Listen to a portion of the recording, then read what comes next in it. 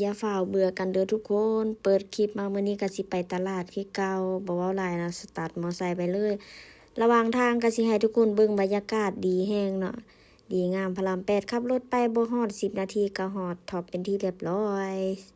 หลังจากนั้นเฮาก็เลาะหาในสิ่งที่เฮาอยากได้แล้วเฮาก็ได้มาแล้วก็มิกกี้แล้วก็อีหยังอีก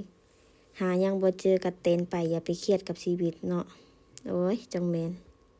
แล้วเขาก็ซื้อซอสและหลังจากนั้นเขาก็หาซอสผัดไทยแต่หาบ่เจอก็เลยไปถามพนักงานเพิ่นก็ว่าอยู่นี้หลังจากนั้นก็ได้แล้วเขาก็สิไปซื้อเครื่องดองแซลมอนแล้วก็หลังจากนั้นเขาก็สิไปคิดเงินมื้อนี้เขาสิจ่ายเงินไปประมาณ 1,000 บาทและหลังจากคิดเงินเป็นที่เรียบร้อยลาก่อนนะจ๊ะท็อปส์โอ้ยฝนตกเขาก็เลยต้องได้เอาของใส่เบาะรถและหลังจากนั้นเขาก็มาตลาดแล้วก็สิมาซื้อผักร้านประจำที่เขาเคยซื้อนั่นแหละหลังจากกลับฮอดบ้านแล้วก็สิมาจัดของแล้วเขาก็ซื้อถั่วงอกนำบักม่วงแล้วก็มิกกี้เอียงก็ว่ากันไปหลังจากนั้นเขาก็สิมาหมักไว้สิมาดองแซลมอนไว้ประมาณ1 ชั่วโมงแล้วก็สิมาซอยไก่เปิดกระทะเปิดไฟตั้งกระทะเปิดไฟแล้วก็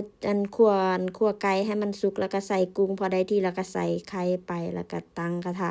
เฮ็ดผัดไทยให้อายเพิ่นกินเป็นจังได๋เป็นตากินอยู่บ่เบิ่งสีสันแหมเป็นตาแซ่บแฮงเนาะแต่ก็แซ่บเด้หลังจากนั้นแล้วก็สิมาเฮ็ดอาหารเฮาเด้บัดนี้อาหารเฮาก็ปรุงตามที่ทุกคนฮู้นั่นแหละว่าตำส้มตำก็เจ้าใส่หยังก็ใส่ไปตามที่ใส่หั่นแหละขาดบ่ได้ก็ผงนัวใส่หลายผมสิได้ร่วงจากนั้นก็ใส่ขนมจีนใส่แซลมอนใส่กุ้งเป็นจังไดทุกคนเป็นตากินอยู่บ่หลังจากนั้น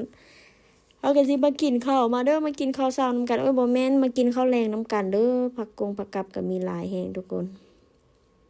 แล้วทุกคนอยากให้เฮ็ดคลิปแนวใดก็คอมเมนต์บอกกันเด้อมื้อนี้ก็สิมีประมาณนี้บายไปก่อน